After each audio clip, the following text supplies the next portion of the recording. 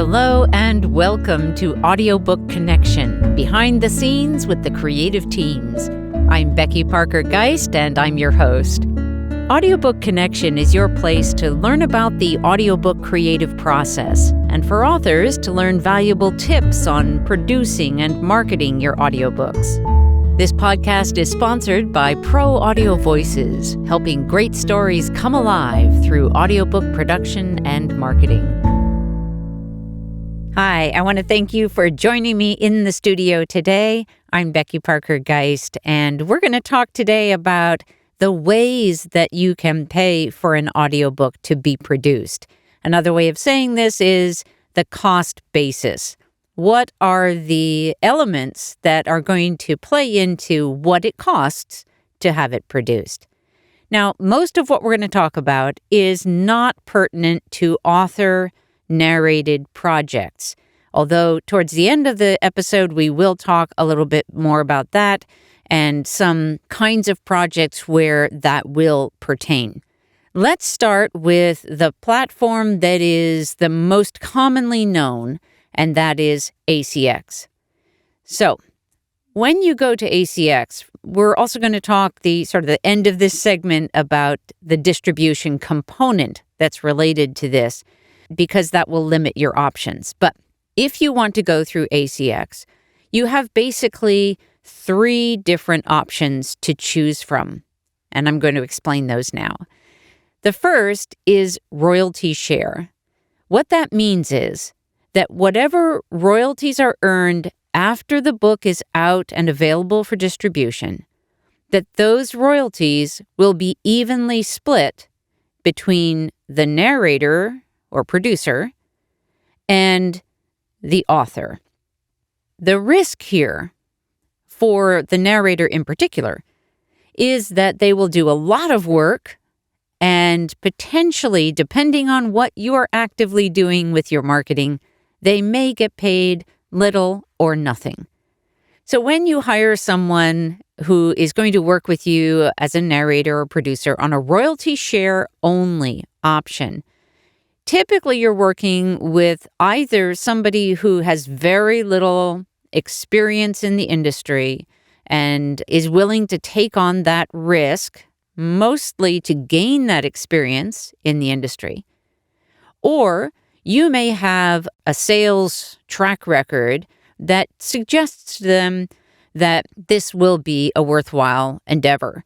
Remember that audiobook production takes a lot of time and a lot of labor. It is a very labor-intensive process. So when you are engaging somebody in royalty share only, they are really dependent on and counting on you doing your part to market the book so that they get paid for the many hours of work that they're going to put in. The second option is called Royalty Share Plus. Now, this one is better because it gives you the opportunity to keep your front-end costs low.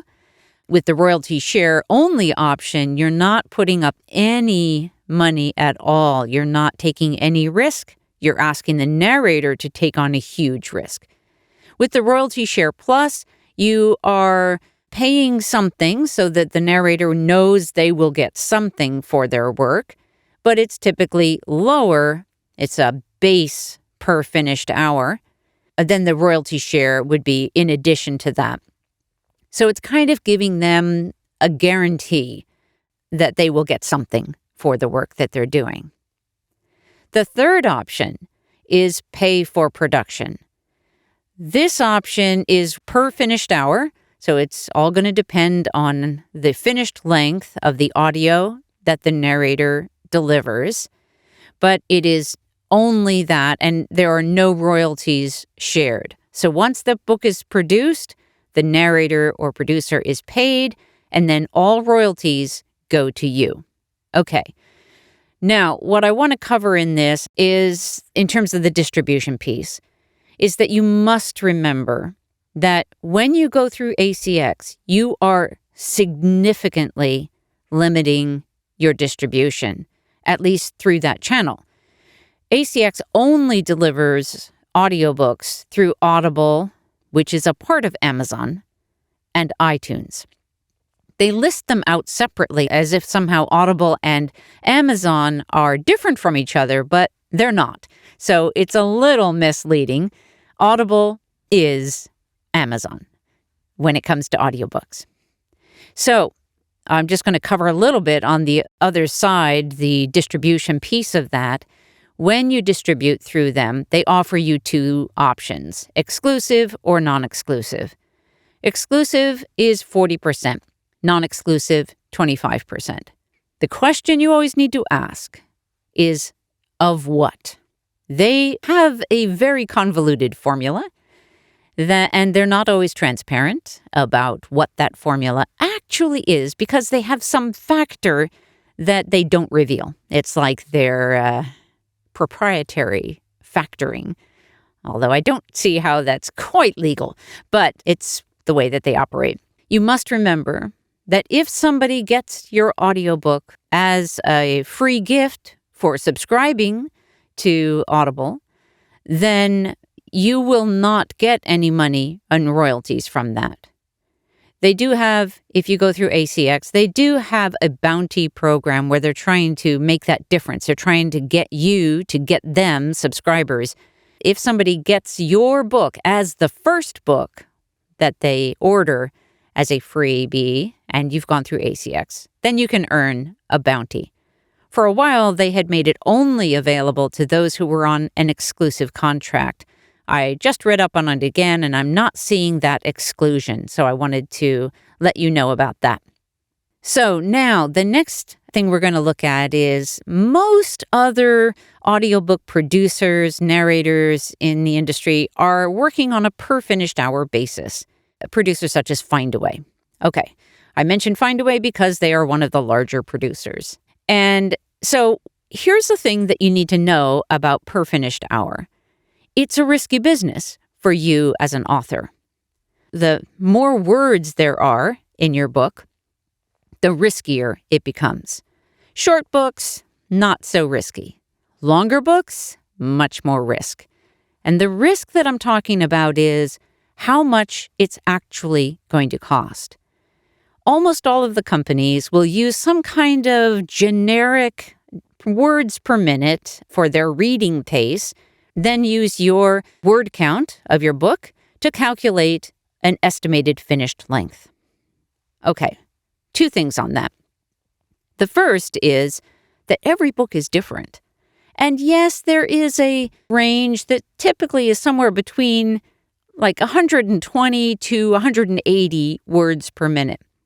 On a long book, that difference is huge. What that means then is that if your narrator slows down a little bit, your book is going to pay them more and cost you more. And so you need to be aware that there is that risk involved. We have experienced a situation where it felt like there was a deliberate slowing down. I'm not going to call out names. It really felt like that was what was going on. The pacing was much slower than the audition pace, and it felt quite deliberate. I would say that for the most part, it would not be intentional. But there is a kind of natural settling in, and unless your book is like an action thriller or it's picking up in pace as it goes along and the energy is there and the narrator is good, then it could actually go the other direction and pick up narrative pace speed. Okay, so what that overall, I'm just saying, is that the cost that is estimated typically on a per finished hour basis is very much a loose estimate. It's not based on your book. It's based on some generic middle of the road kind of book. And no actual book is that book. Your book is a unique book. And your particular writing style, the literal length of your words, actually makes a difference in what the appropriate reading pace for your text is. If you're going to work on a per finished hour basis with a producer, just keep that in mind. Plan, budget, such that if your book is longer, you could be talking hundreds or thousands of dollars more than what you've been told is the estimate. So be alert, be aware, and also know that there are other options. Let's take a really short break, and we'll come right back and we'll talk about some other cost basis options that you might want to consider. Frustrated by the royalty rates for your audiobook? Annoyed that when the digital distributors say 70%, they actually mean 70% of 50% or 80% of 70%, neither of which is an actual 70%. Wishing there was a way to cut out or at least shrink the middleman. Yet, you want your audiobook listeners to have a smooth and positive experience, and a direct download sale from your website won't deliver that. Pro Audio Voices hears you.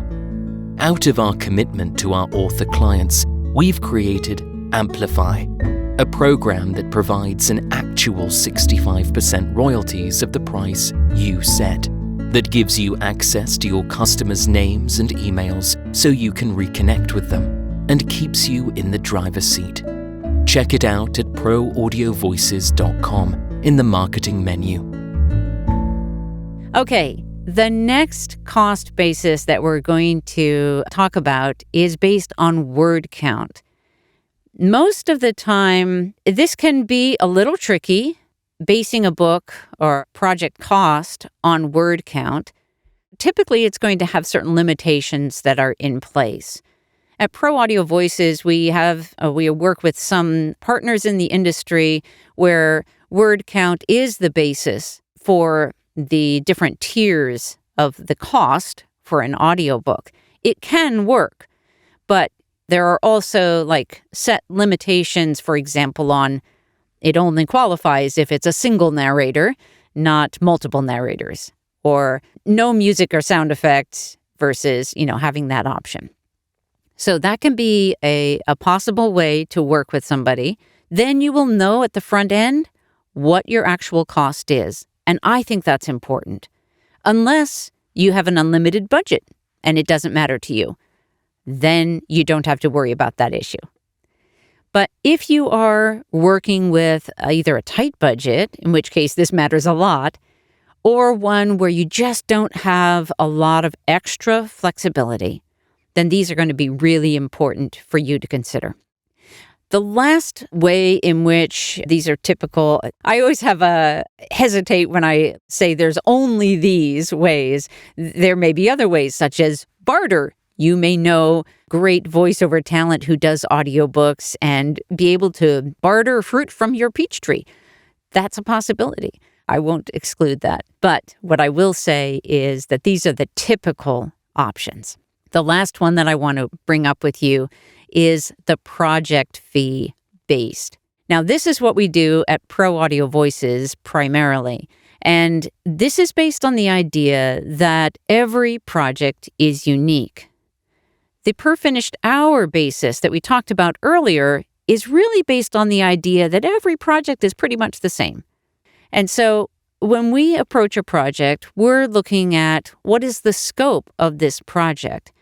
It allows a lot more room for different kinds of variables. For example, you may want to have more than one voice. You may want to have a full cast production, or music, or sound effects. Or, I mentioned earlier that I would bring this up, you may want to do an author-narrated project, but you need the support of a team to help you with the parts that you're not an expert in. When you have these variables, then typically also this is going to, hopefully will suggest to you that communication about your project is going to be even more important to make sure that your project is being managed consistently and well, that you know what's going on, you get updates. Having a dedicated and responsive project manager is something that we care a lot about and that we provide. And it really ups the customer experience. That's one reason we're so adamant about having that kind of service that we offer. The project fees, as I mentioned, are then based on the scope of the project. And that in itself, just getting really clear on what that scope is, especially when it involves some of these additional enhancements or factors, is really helpful in providing clarity. It's clarity for you and clarity for the producer. So the whole process becomes smooth and clear. Everybody knows what's going on, and you don't have any big surprises at the end with, oh, and it turned out it was an extra 3 hours longer than we thought it was going to be, so that'll cost you an additional, $1,200 or something along those lines. We don't want those kinds of surprises when we're working with our clients. We want you to know at the front end what it's going to cost, what the scope is, and how it's all going to work, and then keep in communication with you throughout the process. To sum up, we have as cost basis for getting your audiobook produced, typically you have royalty share plus, or pay for production. Those are available through ACX. Again, with the footnote, ACX limits your distribution options. Other producers, typically per finished hour basis. That is most common. Sometimes there are places where you can get a word count basis, and that will be in different tiers depending on your word count, what the cost will be. And finally, the project-based, based on your particular project with its particular needs and the scope of that project. I hope that this has been helpful. If you have any questions about how this works or what kind of producer you should be working with, I'd love to hear from you. We're at proaudiovoices.com. Thanks so much for joining me today. Thanks for joining us for Audiobook Connection, behind the scenes with the creative teams. Please take a moment to subscribe at audiobookconnection.com. The podcast is sponsored by Pro Audio Voices, helping great stories come alive through audiobook production and marketing. Learn more at proaudiovoices.com. Again, thanks for being with us, and please join us next week.